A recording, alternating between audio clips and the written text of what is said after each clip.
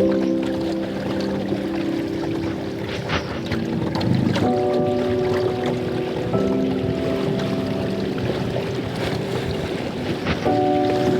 head over towards the lighthouse over here. See what we've got to find now. I wonder what's happening with the tides. Today I'm headed to the pier to catch up with Mike Jaques, the executive chef at Queenscliff's incredible Tarra restaurant. After years of working at the very best Michelin star restaurants in London, it's so good to have Mike and his family back home.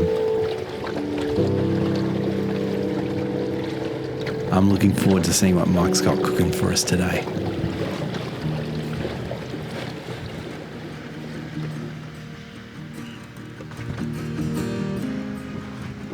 Hey Mike, how are you, mate? How are you? Good to see you, mate. Good, dude. What have you been up to? Oh, you know, bit of foraging, bit of wandering around. Awesome, dude. What's been going on with the family? Oh, you know, kids are at school. We're all busy, but it's, you know, it's a nice kind of level of busy, so everything's good. So what's on the menu today? What do you want to make together? Probably cook up some mussels, I think. Awesome. Yeah. Just got beautiful fresh mussels in this morning from Port Arlington. Okay. So that'd be nice. So we're going to try and get ourselves some seaweed on the beach. Exactly, yeah. So there's a few different types of beautiful seaweed that just wash up here on the high tide. Right. And so, yeah, hopefully we'll be able to find a few bits and pieces this morning. Beautiful. Go full hunter-gatherer. So, you know, you've worked in some of the best restaurants in the world. What brought you and Linda back home to the Bellarine? Our time in London was really for a purpose. We were both working on our career and I was chasing my dreams and my passion of working in those kind of restaurants. Yeah. And so now moving back, we're kind of giving our kids the space to follow their things and find their own path as well. What a great opportunity to be here with Tarra, I guess. Yeah, absolutely. I mean, it's an amazing opportunity because I get to work in this really unique place and express my creativity through engaging with this location. So it gives me a real sort of boost to be down here on the beach. My wife's English. She grew up watching Home and Away, and she kind of thought that we would find that sort of summer bay kind of lifestyle for the kids, and I think we do it pretty well down here, you know. When we tell people we live in Dolphin Court, Ocean Grove, Australia, they're like, what? They're like, you are absolutely taking the piss. You're living the dream. Yeah. So foraging, when you're actually, you know, we're down on the beach, where did your passion or interest in foraging begin? So I started picking that up when I was in the UK. I worked with some incredible chefs who were right into foraging there. Right. And once you sort of start foraging, it's almost as if switching your eyes on for the first time and just see things in a different way. And now every time I go for a walk on the beach or I'm on a path around here in the Bellarine, I'm always scanning and looking and thinking, how can I use that little ingredient? I guess that sort of brings it back to place, right? Absolutely. I mean, I think it's a really important thing when we've got this restaurant that is in this amazing location that we engage with it. And so things that are literally washing up on the beach outside the restaurant, it doesn't get more local and more in context than that. Yeah, brilliant.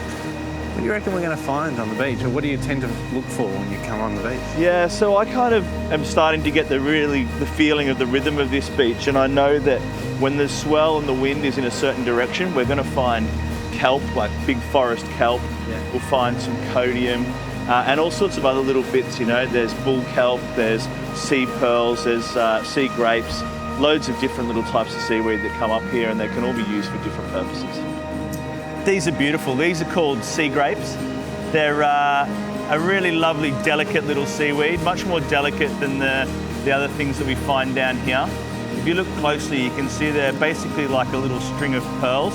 Each one of those has got this really beautiful kind of salty mineral pop. They work beautifully as a garnish, part of a seaweed salad, even pickled, they're really delicious. And so it's nice to have that like real fresh kind of ocean flavour as well that we can just find down here on the beach in Queenscliff. These will grow 10, 15 metres tall with a big root that anchors onto the rocks on the bottom of the sea.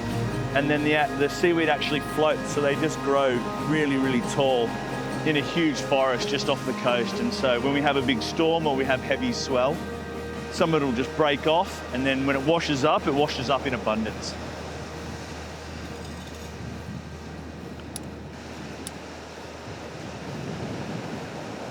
All right. Cool, mate. So what are we doing? Just going to cook up some mussels.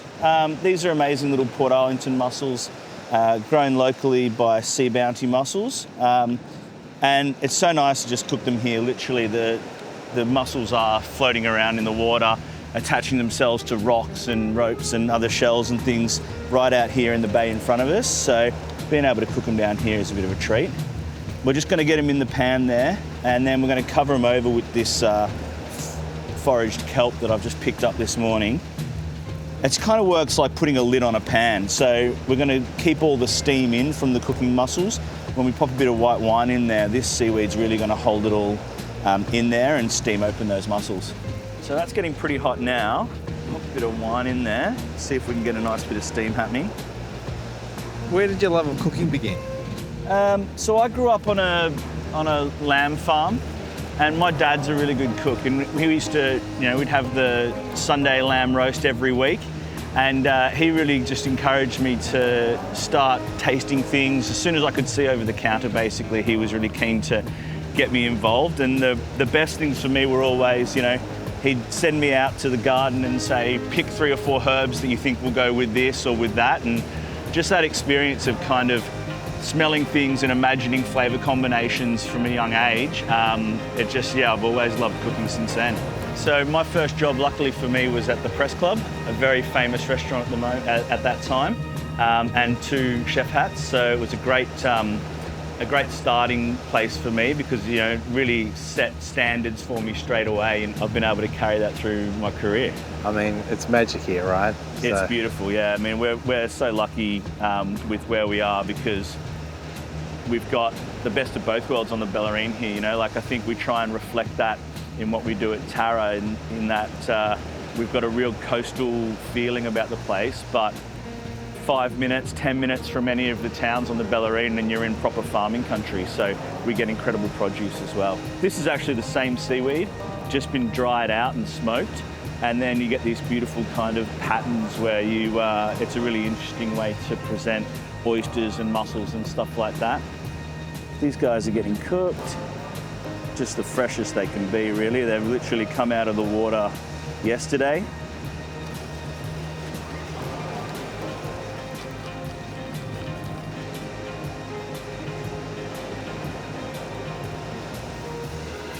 And it's not just seaweed that we can forage down here. There's, I'm surrounded by saltbush. We've got beach mustard. We get all sorts of beautiful sort of crunchy, succulent herbs and things which grow in the dunes and on the beach down here as well. So there's a real sort of broad spectrum of stuff we can do, and we can use it just like a pantry. We can literally say, this needs a bit of crunch, this needs a bit of spice, this needs a bit of umami, and we can kind of select those flavours from what we're doing. And there we go. So you can just slurp them down like an oyster. Okay. That is amazing. Beautiful. Fantastic. All right. Let's go inside. Let's do it. Yeah, it's beautiful. So how important is place to cooking for you? I think it's everything. I mean, engaging with the location that we're in really gives a lot of context to the food and to the menu. And so I think if you have an amazing restaurant but it doesn't say anything about where you are or where you've come from, then there's something missing. So for me here at Tarra, we try our best to really engage with what's right outside these incredible windows. It's not just a view for us, it says something about where we are, and we try to make sure that the menu reflects that as well. I urge my kids to have that same kind of connection with food. It doesn't have to be a career for them, but it can be a really fantastic way of engaging with their friends and their family to cook for people, to be able to nourish themselves and to have that understanding about food and locality as well. I mean, for me, that goes through everything that I do. I want Tarra to be seasonal. I want us to be really local. I want us to be kind of a postcard for the Bellarine Peninsula, which means that visitors to the area get a really amazing experience. And when our local diners come along as well, they understand it. They feel like it does speak about the place where they live, and they love it for that.